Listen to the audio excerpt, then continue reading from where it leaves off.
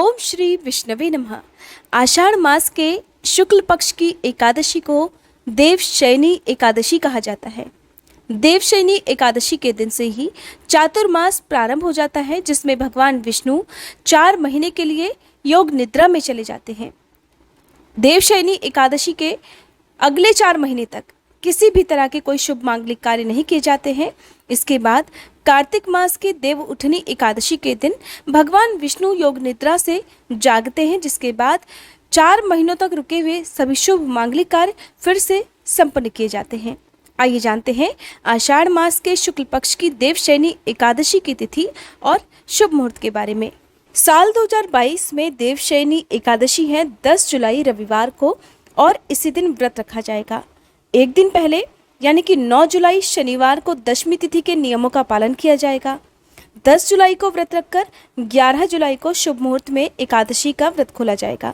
इस दिन भगवान विष्णु की पीले फल पीले फूलों से पूजा की जाती है और भगवान विष्णु को पीताम्बर अर्पित करने के साथ ही जनेऊ अर्पित किया जाता है और भगवान विष्णु को 4 महीने के लिए शयन कराया जाता है। अगर आपके पास मूर्ति है तो आप मूर्ति को शयन करा सकते हैं। अगर आपके पास तस्वीर है तो आप भगवान विष्णु की तस्वीर के आगे पीले रंग का पर्दा भी टांग सकते हैं और फिर पूरे 4 महीने तक भगवान विष्णु की इसी रूप में पूजा की जाती है। योग निद्रा में जाने से पहले भगवान श्री हरि भगवान शिव शंकर को सृष्टि के संचालन का कार्यभार सौंप कर जाते हैं। एकादशी की तिथि प्रारंभ होगी 9 जुलाई शनिवार की शाम 4:40 से और समाप्त होगी 10 जुलाई रविवार की दोपहर 2:14 पर। 10 जुलाई रविवार को सूर्योदय का समय रहेगा सुबह 5:52 और सूर्यास्त का समय रहेगा शाम 7:12। 10 जुलाई रविवार को दोपहर में द्वादशी तिथि प्रारंभ होगी 2:15 से, जिसकी समाप्ति होगी 11 जुलाई सोमवार को सुबह 11:14 पर। एकादशी का व्रत हमेशा द्वादशी तिथि को सूर्योदय के बाद ही खोला जाता है। 11 जुलाई सोमवार को सूर्योदय का समय रहेगा सुबह 5:52 और सूर्यास्त का समय रहेगा शाम 7:12 पर। व्रत खोलने का शुभ मुहूर्त रहेगा, जिसे व्रत का पारण करना भी कहते हैं, सुबह 5:56 से लेकर 8:25 तक के बीच का समय। एकादशी का व्रत हरिवासर के समय या राहुकाल के समय नहीं खोलना चाहिए, तो द्वादशी तिथि को राहुकाल का समय भी रहने वाला है। हरिवासर का समय द्वादशी तिथि का प्रथम 1/4 पहर होता है, जो कि 10 जुलाई को रात में ही समाप्त हो जाएगा। राहुकाल का समय रहेगा द्वादशी तिथि को सुबह 8:30 से लेकर 9:30 तक। कहते हैं राहुकाल के समय कोई भी शुभ कार्य, पूजा पाठ या दान का कार्य नहीं करना चाहिए।